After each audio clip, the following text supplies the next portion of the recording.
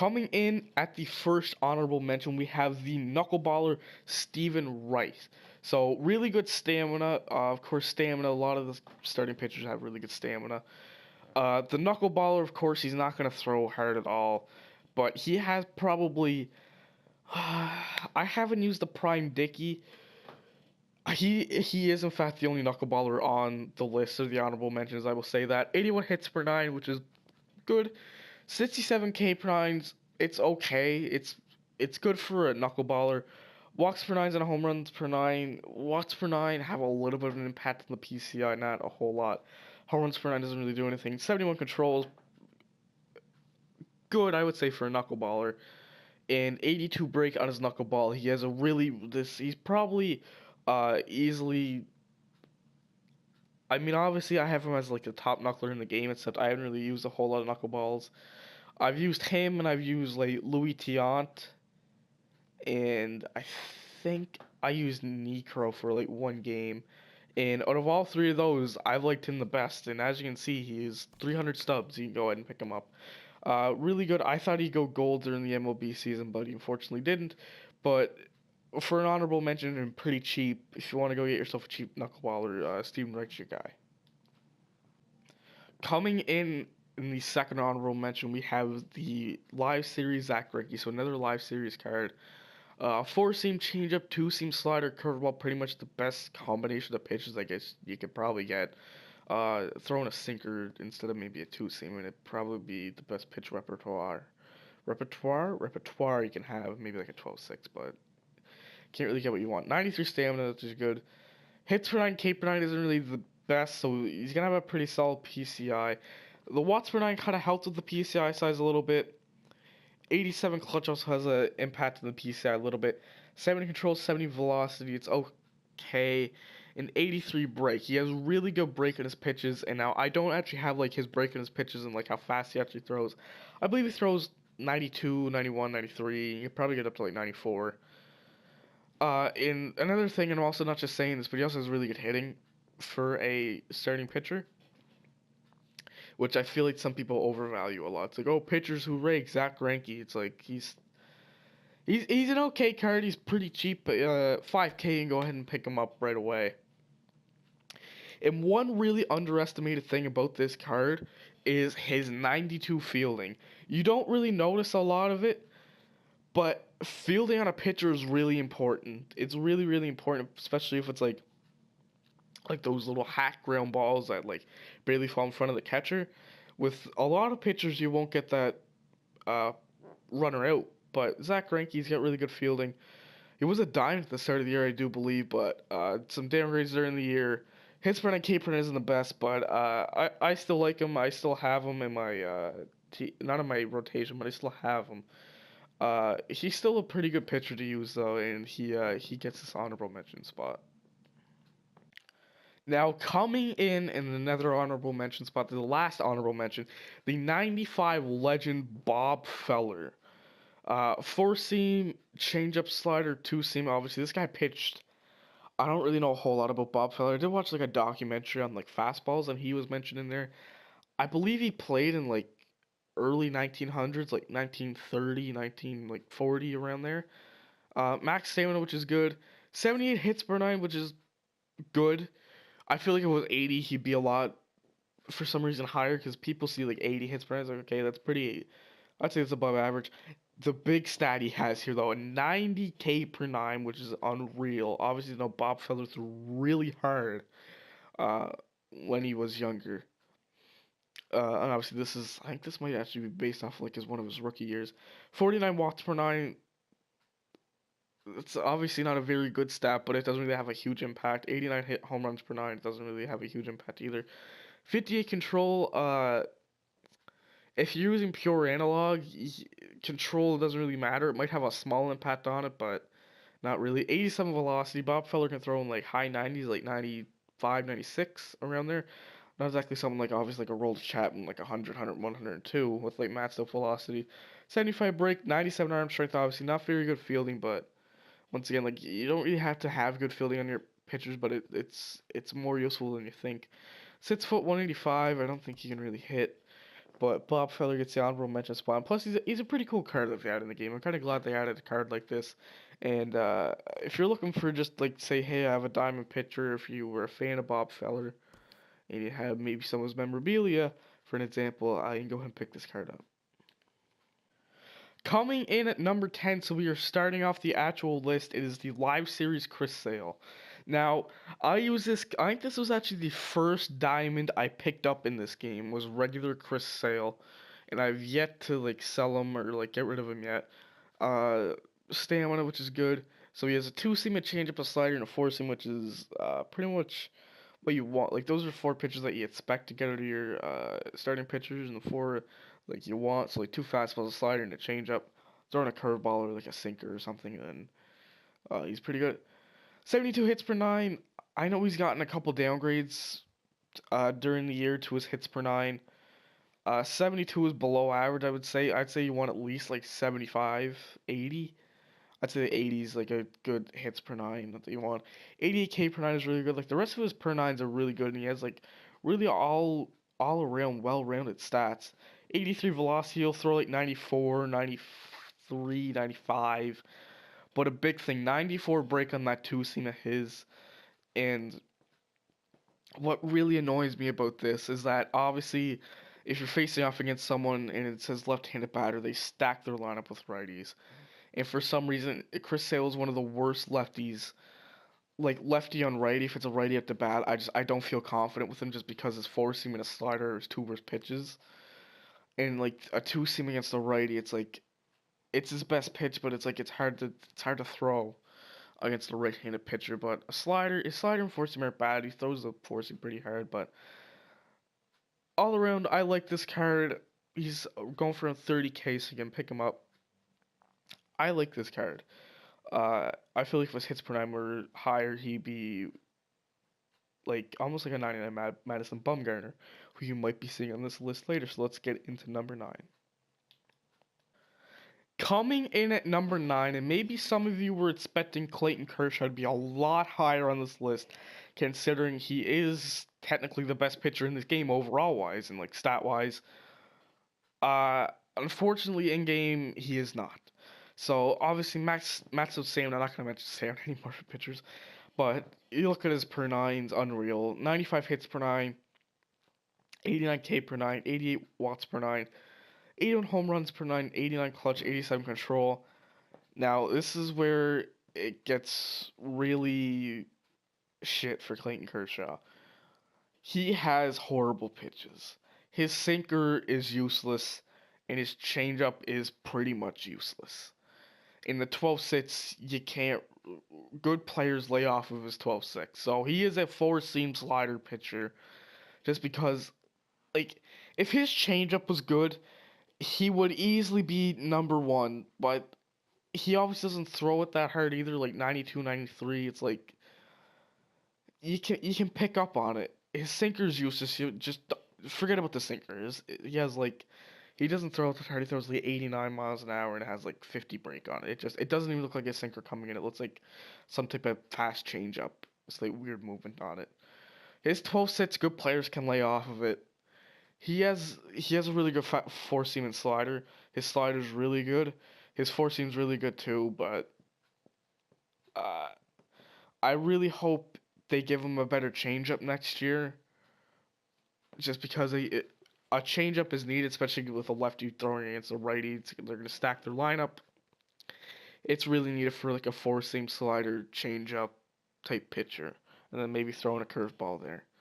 But try and stay away from his curveball. Don't throw a sinker. You can try and sneak a changeup in there if you have Kershaw, but all around, his pitches aren't good, but his per nines might save him in some scenarios. Let's get into number 8.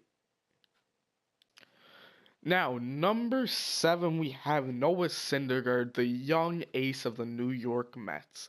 76 hit per nine, 87K per nine. I know we got a downgrade late in the year. 80 watts per nine, 62 home runs per nine, 68 control, but obviously 99 velocity. He throws 199 on his 4-seam and a sinker. 4-seam sinker, slider, circle change, and curveball. Honestly, it's probably the best pitch repertoire you can get. The thing is with Syndergaard, so many people have him. So many people have Noah Syndergaard. He's so easy to hit now. The start of the game and the start of MLB The Show 17, he'll be the best pitcher. He'll easily be the best pitcher in MLB The Show 17 to start like the first 3-4 months. Unless he gets downgraded, but people just know they know what to expect from Syndergaard. They know what to expect. His hits per nine are taking a beating throughout the season as well, so the PCI is going to be fairly big against him. But obviously, like his sinker and his four seam will still get you out of so many scenarios. And his slide, like he still has really like probably some of the best pitches in the game. But just honestly, people know how to hit him now, and his per nines, like his hits per nines, aren't the best. So that kind of weighs him down. But MLB The Show 17, if you can get Noah Syndergaard off the bat, you're set for pitching wise if you do end up getting him. So on to number 6, and that is Tim Lincecum, 97 overall flashback. A really good card. I really enjoyed using this card. 4-seam changeup, 12 sits, 2-seam and slider. 80 hits per 9, 91 K per 9. Really solid there. 67 hits per 9, 84 home runs per 9. 69 control, 71 velocity, and 97 break on that 4-seam. I know he has 97 break on his 4-seam. Doesn't throw it very hard, like 92, 91. His slider really isn't the best. Honestly, if this card threw a little bit harder, just because this is probably everyone's like most anticipated card coming into this game, because there's the leaked like flashbacks. He was probably the most hyped. Like he had the most hype around him, and he's a really good card. Like he's not that expensive either. 37K you can get him for. I know when he came out, he was worth like 250K for like a month. But he has a really good changeup and a really good 12-6 and a really good force. Like he has really good pitches like all around. His slider really isn't the best, but you can still use it. But he just doesn't really throw hard enough, and that's what kind of stops him from being like top 3 pitchers in this game. But on to number 5. Yes, we're going on to number 5. Now we have another 97 Diamond flashback, prime flashback player, 97 Justin Verlander. Now this card kind of has an interesting story behind it, so I'll get into the pitches and stuff first. So 95 hits per 9, 89 K per 9, all around solid per 9s. 76 control, 92 velocity. He'll throw like 97, 98, 96 around there, then 77 break. But you see, he has 4-seam circle change slider 12-6. When this card first came out, he had a running fastball instead of a 4-seam. Now, that kind of caused his price to drop down, but then I believe the update after they released him, they changed it to a 4-seam because people were complaining that Verlander only had a running fastball for like his rookie season. But these next cards, besides number 4, and he's number 4 for like this is number 5, but number 4 is number 4 because he is my personal favorite card in the game. But honestly, like these next couple of pitchers besides number 4, I put him at number 4 because he's my favorite player, but like Verlander and then like the first 3 pitchers, so 1, 2, and 3, you could honestly put them anywheres. I think Verlander is the worst out of all of them. I know it's weird saying this card is the worst out of any pitcher in this game. But I really enjoyed this card. The circle change is kind of weird. I kind of stay away from his 12-6. It can kind of hang up. I find his 12-6 really hung up a lot for whatever reason. But he has a really good 4-seam and a really good slider. But if you haven't tried with this card, he's around 60K. He's one of the more expensive players on the list, but definitely go and check him out. But on to number 4, and this is my personal favorite. He's probably not on any other list. He may be an honorable mention in some lists, but this is my personal favorite pitcher in this game, and this is Flashback Jered Weaver is my personal favorite card in the game. And I couldn't put him at number 1, obviously, but he is my personal favorite card in the game. This is the card I do the best with. He is always in my rotation unless I'm like grinding up missions or something. But if I'm going to online head to head, and if I have Jered Weaver pitching, I almost pitch perfect every single game. 85 hits per nine, 82 K per nine, above average, I would say, nothing elite, I would say, but really good per nines, really good per nines. Watts per nine, hits per nine don't really matter. 76 control, honestly, control doesn't really matter for me because he's just pure analog. Now, he doesn't throw very hard, but he has 73 break, and his pitches have all around great break. And he's also 6'7" as well, which gives him kind of an advantage.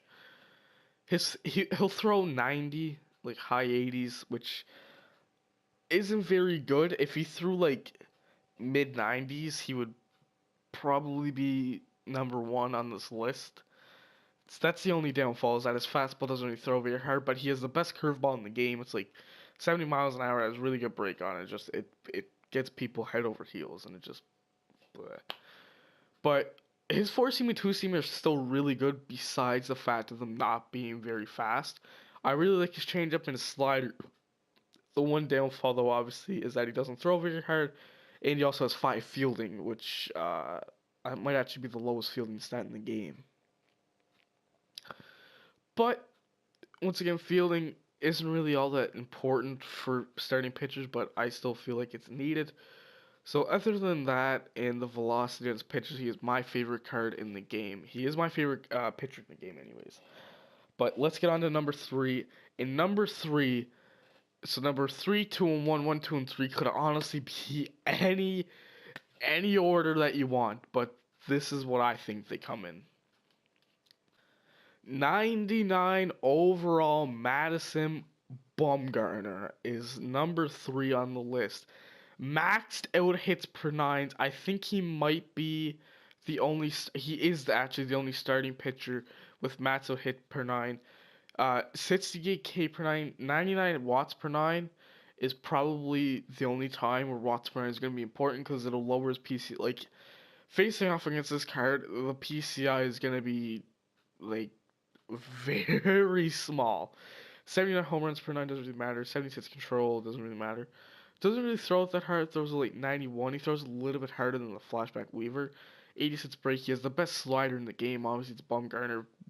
Very good curveball. Really good break on his four seam. Change up and two seam are okay. And honestly, there's nothing wrong with this card.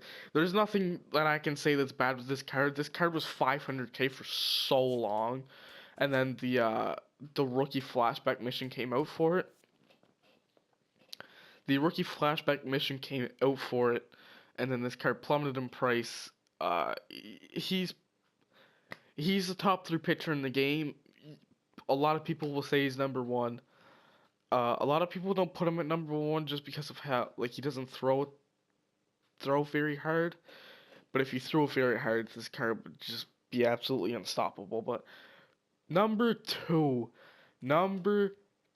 and number 1 up next. I wonder, can anyone guess them in the comments? If you guess, and tell me down in the comments how many that you guessed, and tell me your top 10 list of starting pitchers. But on to number 2, and it is Jake Arrieta. Yes. Now, a very interesting story about this card. I'll go through his things first. He's actually being affected by Inside Edge, so it honestly doesn't really matter at this point because there's only like probably 5 games left of the season anyways, because the World Series is going on right now. And he's pitched tonight against Cleveland. He has a sinker, slider, forcing, toe sits, and a changeup. 91 hits per nine, 76 K per nines, 58 watts per nine, 69 home runs per nine, 75 control, 91 velocity, 96 break. I know he got downgraded. I think it's actually like the last roster update they did. He got downgraded, or the second last one. He got downgraded. Sorry, you can hear the phone in the background. I think you should be able to hear the phone in the background. I'm sorry.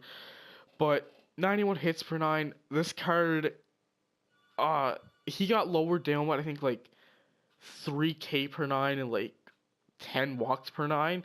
And he got downgraded from like a 95 to a 92. And it really didn't do anything to him. Like, it honestly just made him cheaper. Like, he went from like 50K to 20K around there. honestly, it's a toss-up between number 1, 2, and 3 for first. Obviously, I said that when Bumgarner, when I was displaying him. Arrieta's sinker, and he's such a good pitcher, man. Just because he's got downgraded to a gold doesn't it doesn't mean anything, man. Go and pick up this card. He is absolutely unreal. He throws it so hard too. Like that's his sinker is just so good. Like this, you don't even know how good this pitcher is, man. You don't even know. But on to number 1, and I think the gig is up. You should know who it is. And that is the main man himself, Jose Fernandez. R.I.P. Man, this is it's unreal to think that he's gone. The the best young pitcher in the game. I mean like MLB itself, not like the actual video game. In real life, I said he's the best pitcher in the world before he passed away. Uh, such way too young, man. 23 years old in a bad boating accident. It's probably about a month ago now. Honestly, so sad, man.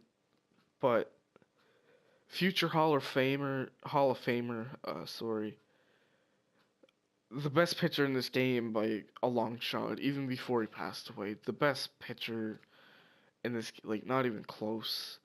92 hits per nine, 92 K per nine, uh, 75 control, 83 velocity, 99 break.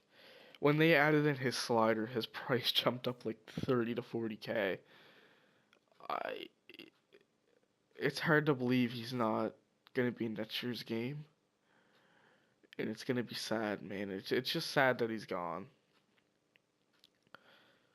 But a tragic loss to the baseball world and to the world itself. Jose Fernandez leaving us, but I really wish they put him in as a legend card next year. I really want them to. It's one of the things that I'm gonna request for MLB The Show 17. Put Jose Fernandez in as a legend because for sure he was gonna be a future Hall of Famer. Uh, I really hope he gets inducted to the Hall of Fame anyways because he's probably one of the best talents in baseball that I've ever seen pitching wise. And it's sad that he's gone, but he made it at number 1 on this list. So thank you guys for watching. Be sure to like, comment, subscribe. Feedback is important. I will be doing closing pitchers next, so it's going to be a mixture of relief pitchers and closing pitchers. So, rookie Chris Sale, you might see on there. You might see Aroldis Chapman on there. So, stay tuned to the channel and like, comment, subscribe for more. And I will see you guys in the next video. Peace.